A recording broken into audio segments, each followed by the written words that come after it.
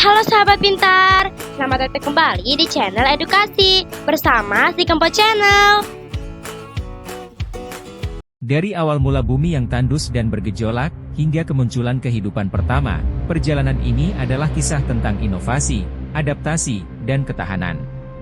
Pada episode sebelumnya, kita telah melihat bagaimana kehidupan bermula dari molekul organik sederhana yang akhirnya membentuk sel-sel pertama.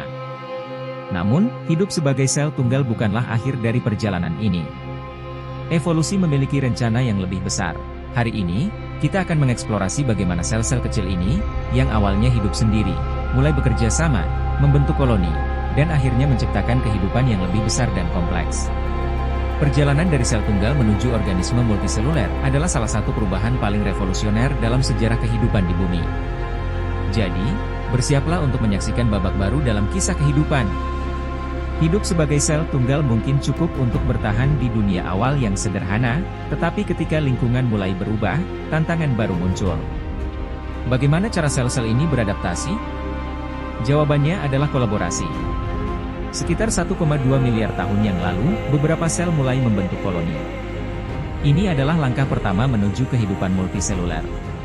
Pada awalnya, koloni ini mungkin hanya sekumpulan sel yang menempel satu sama lain untuk perlindungan atau efisiensi mendapatkan nutrisi.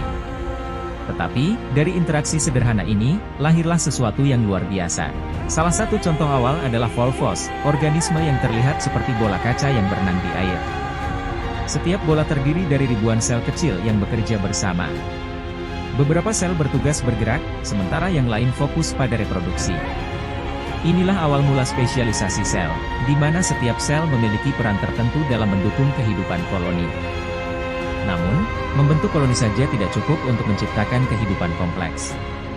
Langkah selanjutnya adalah diferensiasi. Dalam proses ini, sel-sel mulai mengambil peran yang lebih spesifik. Beberapa sel menjadi pencari makanan, yang lain menjadi penjaga, dan sebagian lagi mulai berfungsi sebagai pemimpin yang mengatur aktivitas koloni. Evolusi ini membawa kita pada organisme multiseluler pertama. Contohnya adalah spons purba. Meski terlihat sederhana, spons memiliki sistem sirkulasi air yang memungkinkan mereka menyaring nutrisi dari air di sekitarnya. Spons adalah bukti nyata bagaimana sel-sel bisa bekerja bersama untuk membentuk tubuh yang lebih besar dan lebih efisien. Dengan adanya spesialisasi, muncul jaringan pertama, sekumpulan sel yang memiliki fungsi tertentu. Jaringan epitel melindungi tubuh, jaringan pencernaan memproses makanan, dan jaringan saraf mulai berkembang untuk mengatur semua aktivitas ini. Dengan fondasi ini, kehidupan multiseluler siap menghadapi tantangan yang lebih besar. 540 juta tahun yang lalu, kehidupan di bumi mencapai titik balik besar yang dikenal sebagai ledakan Kambrium. Dalam periode ini, evolusi berjalan dengan kecepatan yang belum pernah terjadi sebelumnya.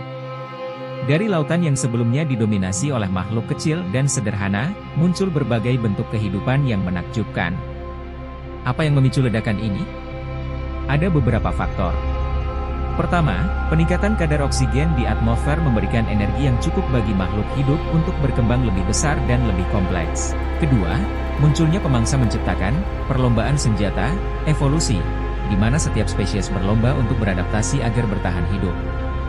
Di lautan Kambrium, kita menemukan makhluk seperti Anomalocaris, predator pertama yang menakutkan dengan tubuh aerodinamis dan mulut melingkar penuh gigi.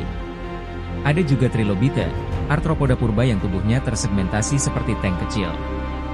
Dan terakhir, Pikaia, nenek moyang pertama vertebrata yang memiliki notocor, cikal bakal tulang punggung.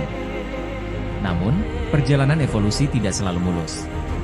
Kehidupan di bumi seringkali diuji oleh perubahan lingkungan yang drastis. Setelah ledakan Kambrium, bumi mengalami periode glasiasi besar yang disebut Snowball Era, di mana sebagian besar permukaan planet membeku. Banyak makhluk yang tidak mampu beradaptasi dengan kondisi ini akhirnya punah. Tetapi, dari setiap tantangan, evolusi menemukan cara baru untuk menciptakan kehidupan yang lebih tangguh. Contohnya adalah munculnya kerangka luar dan struktur tubuh yang lebih kuat, yang melindungi makhluk hidup dari kondisi lingkungan yang keras. Kepunahan massal pertama ini menjadi pendorong diversifikasi kehidupan.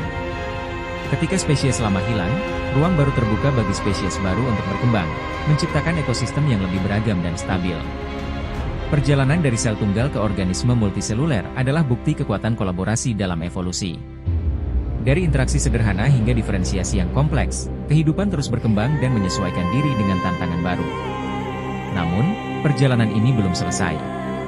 Kehidupan multiseluler yang berkembang di laut akhirnya menghadapi tantangan berikutnya. Daratan yang kosong, penuh peluang dan tantangan baru. Di episode berikutnya, kita akan menyaksikan langkah besar ini. Bagaimana kehidupan mulai menaklukkan daratan, membuka babak baru dalam sejarah evolusi. Terima kasih sudah menonton. Mari like, komentar, dan share video ini ya.